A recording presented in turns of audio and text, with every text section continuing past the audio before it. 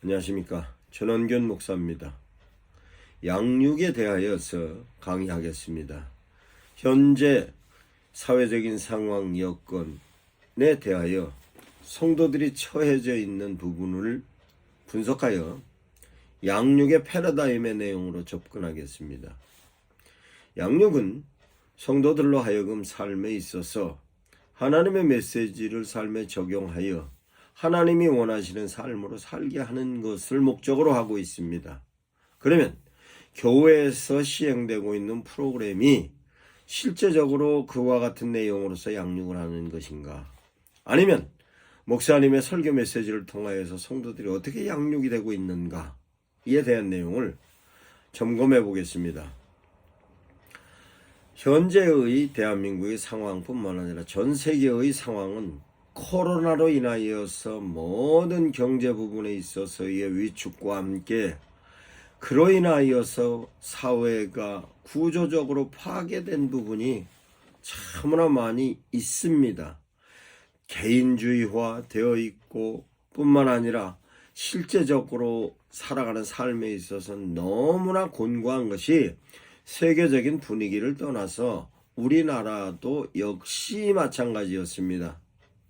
자영업하는 사람들의 아우성, 직장생활하는 사람들의 고통 뿐만 아니라 젊은이들이 MZ세대들이 지금 어떻게 처신해야 되는가에 대한 내용을 참으로 뉴스를 보면 안타깝게 짝이 없고 그런 부분을 해결해야 될 위치에 있는 사람들이 제시하는 내용 보면은 정치인은 정치인으로서, 경제인은 경제인으로서, 교육자들은 교육자들로서, 심지어는 교회와 성직자들은 성직자들로서에 보면 힘들어하고 어렵고 하고 괴로워하는 사람들이 그 문제를 해결할 수 있는 대안도 없고 위로도 전혀 받지 못할 상황으로 흘러가고 있습니다. 정치는 좌로 우로 갈라져서 서로 죽을 듯이 싸우고 있는 형편인데 거기에 편중하여서 성직자들 또한 오른쪽 왼쪽 갈라져서 수도 없이 심지어는 성직자 입에서 나오지 않아야 될 욕설도 나오면서 사회적인 분위기가 형성되어 있습니다.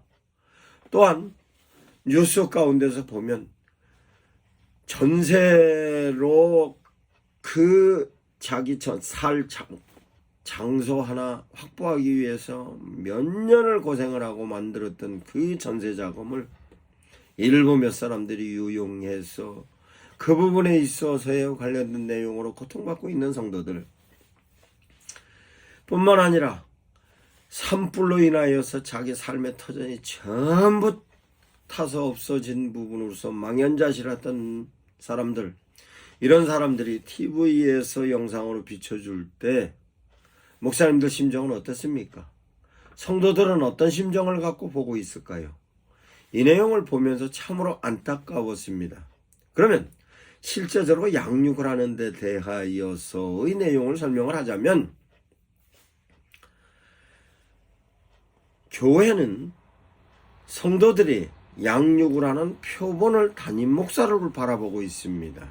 그래서 담임 목사의 성향이 어떤가에 따라서 교인들은 그 성향을 닮아갑니다. 목사님께서 지력을 가지고 냉철한 판단력을 통하여서 목회하시는 분들은 성도들이 그와 같은 성향으로 닮아갑니다. 그 내용은 하나님의 메시지로 끊임없이 그와 같은 성향의 메시지로 제시하기 때문에 성도들은 그런 성향으로 삶을 이해하고 적용하고 갑니다. 뿐만 아니라 목사님이 감성적으로 따뜻한 메시지로 성도들을 향하여서 설교를 하고 그 설교가 지속적으로 성도들을 향하여서 전달이 될 때는 성도들은 감성적인 부분에 있어서의 정서가 형성되는 것입니다. 이와 같이 교회에서 목사님이 갖고 있는 성향에 따라서 성도들도 닮아가는 것인데, 그러면 그 닮아가는 데 대하여서 목사님의 메시지뿐만 아니라 교회에서 제시하고 있는 프로그램은 대체적으로 목사님의 성향에 의해서 프로그램이 진행되는 것입니다. 그러므로 교회에서 성도들의 성향은 목사님의 성향을 닮아가는 것입니다. 그러면 실제적으로 목사님들께서 교인들을 위하여서 제시하는 하나님의 메시지는 어떤 모습입니까? 예수 그리스도가 복음서에서 당신이 보여줬던 표본으로서 당신이 사역으로 행동했던 모든 내용을 목사님들께서 그 부분을 당신께서는 어떻게 적용하고 계십니까? 사건에 관련된 복음서의 사건으로 관련된 내용을 그 환경은 어떻고 배경은 어떻으면서 원인은 어떤 원인을 통해서 어떻게 전개돼서 결과가 어떻게 났다고 논리적으로 정리하십니까?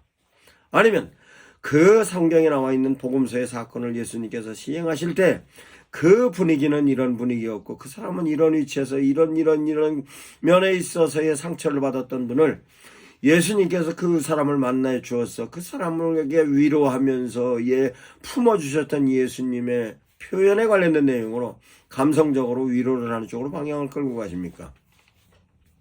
이와 같은 데 대한 내용이 실제적으로 현재의 상황과 함께 목사님의 메시지로 교회 양육의 프로그램으로서 실제적으로 성도들이 처해져 있는 상황에 있어서 그 상황을 어떻게 타개해 나가고 그 상황 가운데서 내가 어떤 자세로 살아야 되는가에 대한 내용이 실제적으로 교회에서 제시하고 있는 대안은 없는 것 같습니다. 참으로 안타까운 것이 교회에서 제시하는 양육의 프로그램이 성경을 일독하는 거든 아니면 교회에서 제시하는 제자훈련을 통해서 제자훈련의 내용은 뭐고 그 제자훈련을 통해서 어떻게 삶을 어떻게 살아야 된다는 프로그램으로서 참 좋습니다. 그러나 실제적으로 성도들이 현장에서 살아가는 삶에 있어서는 프로그램으로 진행되어져 있는 양육으로서의 내용이 아니라 당장 내가 살아가는 삶에 있어서 어떻게 하나님의 메시지를 붙잡고 있어야 되는가에 대한 내용이 목사님들의 메시지나 양육의 프로그램의 내용으로다가 제시되어지는 내용이 없는 것이 참으로 안타까운 것을 저는 느꼈습니다. 저는 교회 성장 컨설턴트로 활동하기 전에 기업체를 컨설팅했던 경영 컨설턴트였습니다.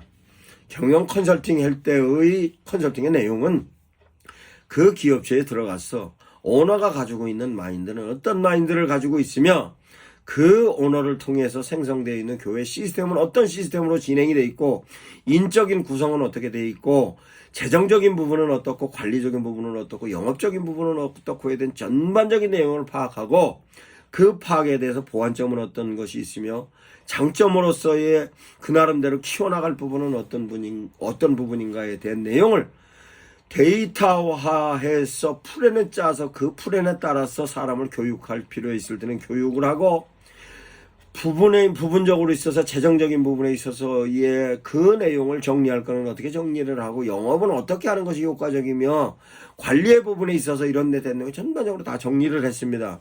그러면 이와 같은 개념으로 교회에서 목회에 관련된 내용으로 제가 컨설팅을 할 때에 대체적으로 보면 모든 목사님들은 교회 성장을 원하십니다. 그런데 교회 성장을 원하시는데 교회 기능적인 부분에 있어서 이웃을 향하여서 내 이웃을 내 몸처럼 사랑하고 성도들끼리도 내 이웃을 내 몸처럼 사랑하는 모습으로서의 내용을 설교로는 제시하느나 실제적으로 그런 부분에 있어서의 전적인 프로그램은 일부 가끔 교회에서 진행하고 있습니다만 일상적인 부분에 있어서 성도들이 갖고 있는 고통이라든가 이웃이 갖고 있는 고통이라든가 사회에서 갖고 있는 고통에 대하여서 교회에서 역할적인 부분에 있어서는 프로그램이 거의 없는 것 같습니다. 이 부분이 참으로 안타깝습니다. 어떤 장로님 저에게 말씀합니다. 목사님, 저는 장로이기 때문에 교회에서 장로로서 역할을 해야 합니다. 근데 지금 코로나 위기와 함께 고금리 고물가로 인해서 회사가 너무 힘듭니다.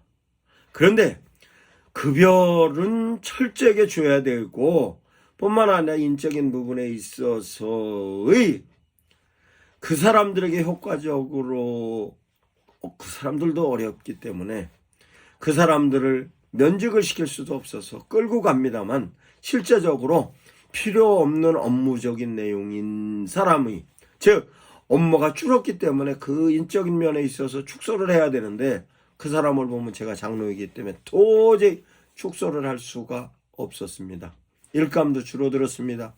그래서 기업을 운영하는데 너무너무 힘듭니다. 그런데 저는 장로이기 때문에 교회에 가서 힘들다는 표시를 할 수가 없었습니다. 심지어는 11조도 제가 적자인데도 불구하고 11조를 안 낼 수가 없어 11조를 냅니다. 제가 물었습니다. 목사님께 말씀드렸습니까? 목사님의 메시지를 통해서 위로받습니까? 목사님이 신방하십니까?